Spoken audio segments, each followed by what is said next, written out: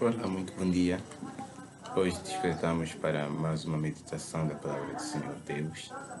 Já que estamos em 2 dias sem falarmos nada da Palavra de Deus, eu estou aqui com a minha Bíblia, que é a Palavra do Senhor, com o propósito de nós, esse momento, envolvermos em pequena meditação.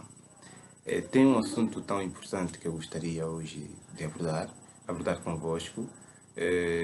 Trata-se de um texto muito importante. Eu só vou ler um, existem vários, mas eu vou ler somente um, porque eu quero comentar em torno disso, eu quero falar em torno disso. Eu espero que vocês compreendam. Portanto, você que nos assiste ali pela primeira vez, nós estamos gravando a partir da câmera do próprio computador. E vocês bem conhecem que a câmera do computador é meio assim nerd, é meio assim fraca. Razões pelo qual vocês conseguem ver vídeos que estão meio embaçadas. Por favor, não esqueça de dar o teu like. Além disso também, partilhar o nosso conteúdo. Podes até excluir a parte de vídeo, mas transformar. Existem várias plataformas que você pode usar para transformar vídeo em áudio. Então, por favor, nós vamos falar deste assunto e eu quero orar contigo antes de começarmos. Vamos orar. Soberano Senhor, que habitas no céu, obrigado por esta manhã nos concederes a vida para que e saúde, para que vivamos em Ti, quer comamos, quer bebamos. Senhor Deus, vamos falar assuntos sérios. Queremos que o Senhor esteja conosco, nos ajude a vivermos pela Tua verdade e a fazermos aquilo que o Senhor querer que a gente faça. Ao abrirmos a Tua palavra, o Senhor nos encha do Espírito Santo para que quem olhar em nós veja não nós, mas Cristo vivendo em nós. Em nome de Jesus, amém. Hoje nós vamos falar um pouquinho dos falsos profetas. Falsos profetas. É isso que nós vamos falar. É necessário compreender que a Bíblia é um livro muito longo e a sua história demarca situações em que os profetas tinham que ensinar a verdade para o povo de Deus que a cada dia se afastava de Deus eterno. É verdade.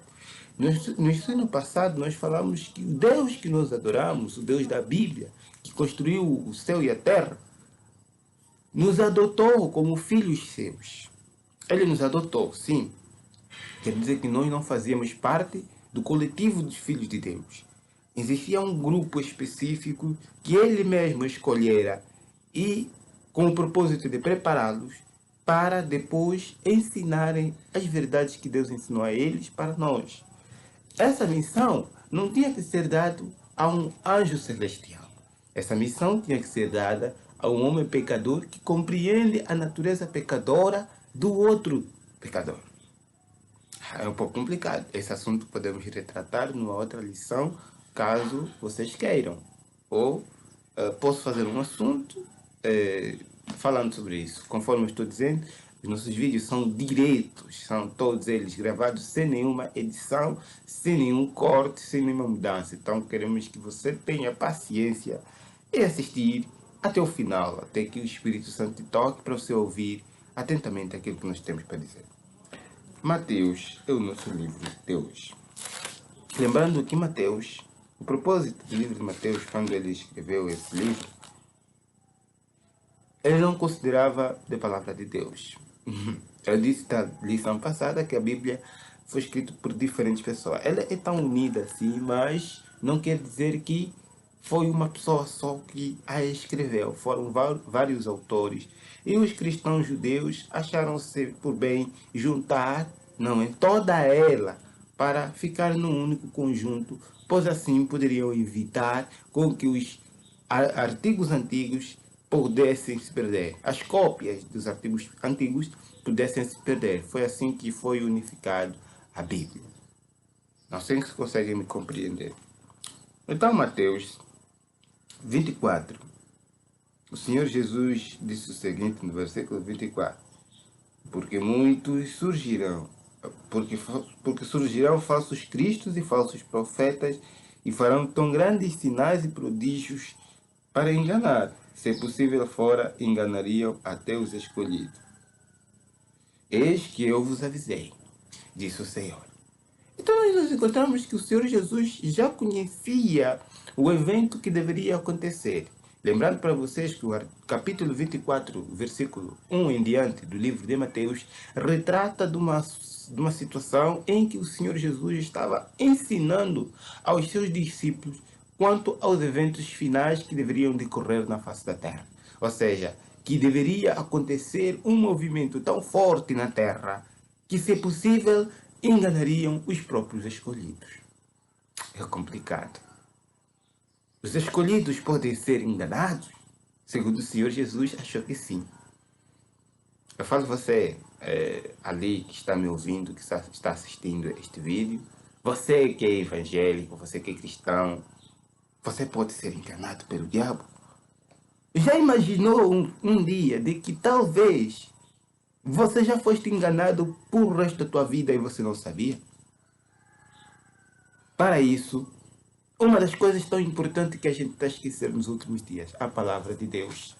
Nós queremos comentar textos isolados. É necessário compreender que foram vários autores que escreveram a palavra de Deus e todos eles estão unificados. Todos eles escreveram como se fosse a mesma pessoa que escreveu. Ou seja, a pena que inspirou Paulo, a pena que inspirou profetas, a pena que inspirou Moisés para escrever, é a mesma pena, é o mesmo ser, é o mesmo Senhor que inspirou todos eles. Então precisamos entender que Deus não se deixa escarnecer. Eu falei na lição passada de que os antigos judeus pensavam ou então entendiam de que quando Deus disse que não podem mudar nem o i de til, pensavam que nem a tradução poderia se fazer da Bíblia.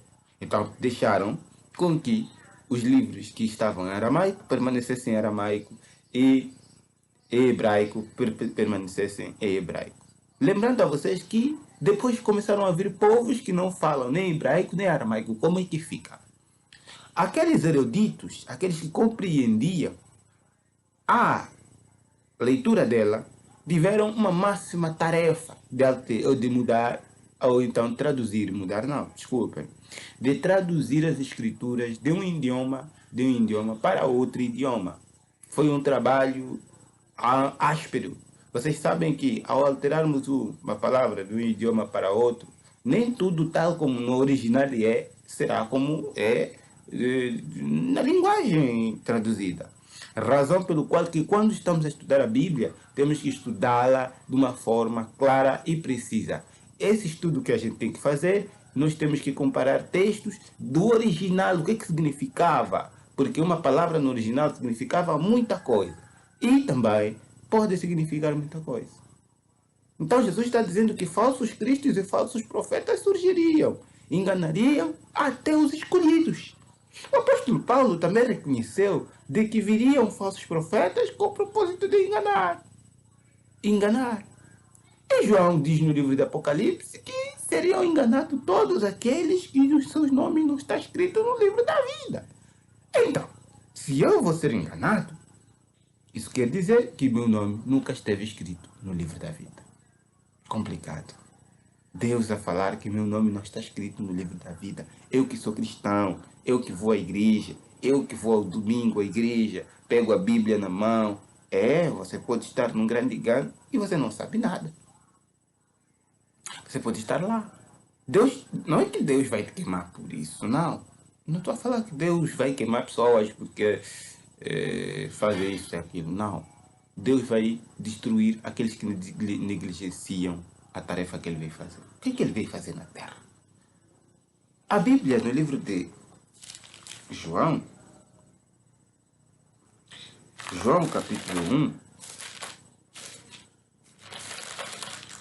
no livro de João capítulo 1, diz o seguinte, no versículo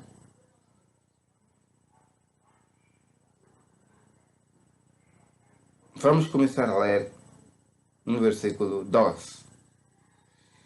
Mas a todos, o versículo 11 diz o seguinte, ou o versículo 10. Estava no mundo e o mundo foi feito por ele. Ou seja, o Senhor Jesus estava no mundo e o mundo foi feito por ele. E o mundo não o conheceu. O mundo não o conheceu. Ele estava no mundo, o mundo não o conheceu. Ele fez o mundo não o conheceu. Ele fez as pessoas e as pessoas não o reconheceram. Ou seja, ele está dizendo o claro e o poderoso desconhecimento das pessoas de Jesus. Eu fico admirado, por exemplo, várias gente que fica fazendo vídeos falando da motivação, mas propriamente de motivação não tem nada. Ficam a falar coisas e coisas que tem que... E você vai ficar doente. O Senhor Jesus veio ao mundo. Ele é o grande exemplo. Veio ao mundo, veio para aquele que era seu e os seus não o receberam. Se o Senhor Jesus, que é o Senhor, veio para que era seu e os seus não receberam, e nós? Poderíamos fugir daquilo que acontece na nossa vida? É claro que não. Não precisamos fugir, não precisamos ir longe. Temos que aceitar os factos como são. Mas a todos quanto receberam, deu-lhes o poder de serem feitos filhos e filhos de Deus. Filhas de Deus, aos que creem em seu nome, os quais não nasceram de sangue, nem da vontade dos homens, nem da vontade de qualquer, mas da vontade de Deus. O Verbo se fez carne, habitou entre nós, vimos a sua glória, como a glória do unigênito do Pai. Então o Senhor Jesus, obviamente, tem uma tarefa grande. Teve uma tarefa grande. E eu vou falar um pouquinho, não nesta, mas no outro vídeo, antes de darmos continuidade ao nosso estudo, como é que foi para que o Senhor Jesus me alcançasse. Foi um processo tão longo. O Senhor Jesus me alcançou. Eu creio pela fé que Ele me alcançou, porque quando eu abro a palavra de Deus, Ele me diz, me dirige, Ele me dá o caminho certo a seguir. E você? Por que você se detém onde você está? Você acha que onde você está bom, está certo? Não, nem sempre está certo.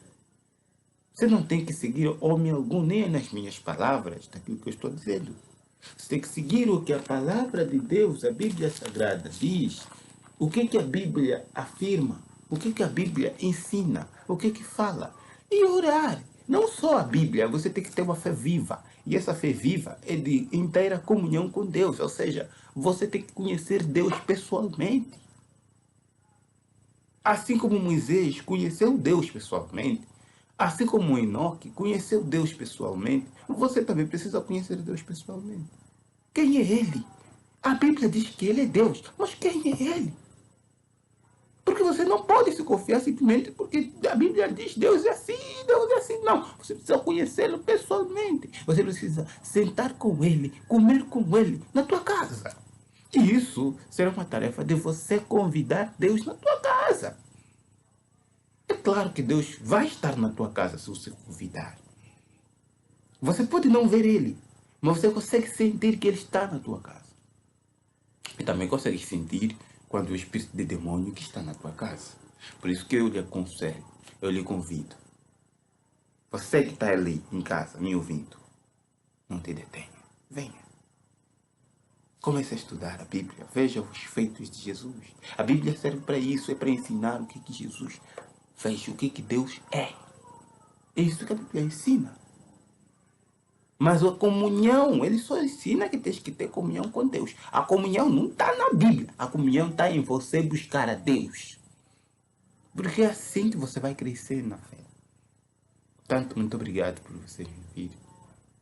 Eu quero orar contigo, você que está ali sentado. Você que assistiu até o final. Que você que não ignorou por causa da qualidade de imagem, ou por ser preto, branco a falar, não importa.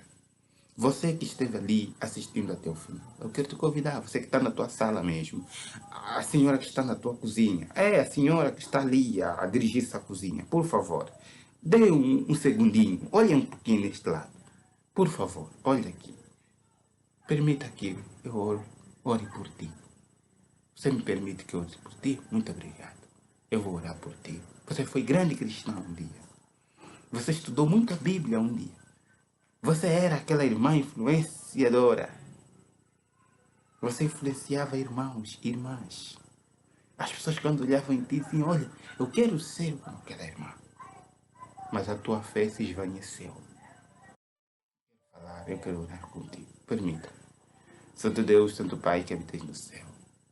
Essa irmã que está ali, não importa em que lugar ela está me ouvindo, seja no seu quarto, ao lado da sua cama, ela permitiu que eu orasse com ela.